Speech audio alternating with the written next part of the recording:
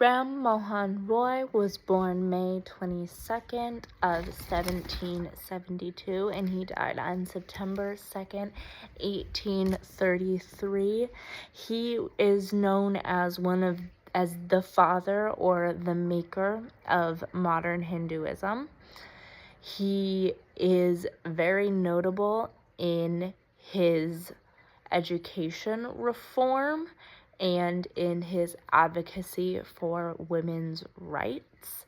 He is also known for his synthesis of Hinduism and Christianity. He advocated for a monotheistic system of religion, and he was very interested in the idea of universal similarity in religion, meaning that the main underlining point, the main morale, the main goal that most religions strive towards all kind of ends up being the same. He is known in particular for his advocacy of women's rights, in particular the education of women, which he thought was reflected within Hinduist teachings, and he advocated for not only education to be given to boys but also women about Western education such as science and mathematics. He was very interested in the idea of Western education and founded some colleges, one of which in 1822 was the Anglo-Hindu School.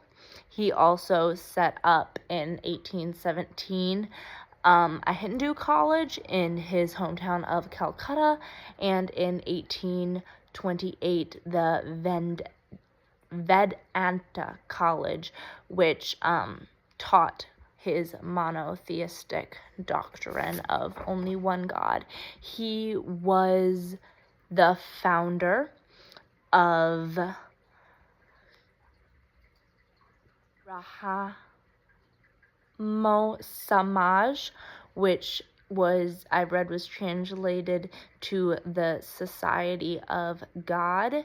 In addition to his advocacy for women's rights, he condemned polygamy and concubinage.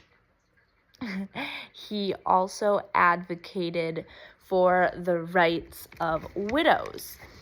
Widows in the Hindu culture during his time were expected to only eat one meal a day. They weren't expected to sleep on a bed. They were not allowed to wear nice fancy clothes. Sometimes their heads were shaved to show that they were living a life of renunciation. There was also a tradition called sati, in which the widowed woman would burn themselves to death on the funeral pyres of their husbands. So his advocacy against that led to the abolishment of that practice and other harmful practices towards women in the Hindu culture of the time. He is known as one of the most influential figures for an organized humanism movement. He was very interested and concerned with the rights of the people and the rights of the people that did not have a voice to voice what they needed and what problems that they were having. The British were trying to censor his Calcutta newspaper, and he advocated for he asserted the right to have freedom of speech and freedom of belief.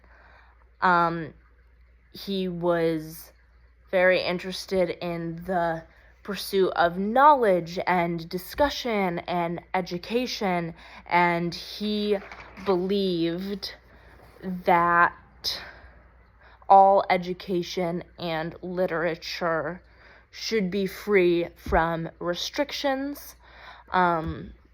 He is also known for denouncing the caste system that we have learned is very integral to Hindu culture. He was also the first Indian intellectual to sail to Europe, and he consulted with the British Parliament on Indian affairs.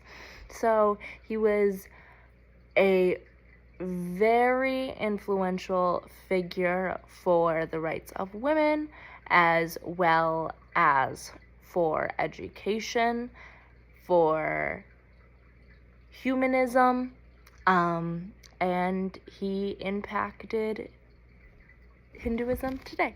His Brahmo Samaj sect of Hinduism, translated to the Society of God, was the manifestation of his synthesis between Hinduism and Christianity. He very much saw similarities between the two religions and helped to bring Christianity to infuse Christianity into the Hindu culture.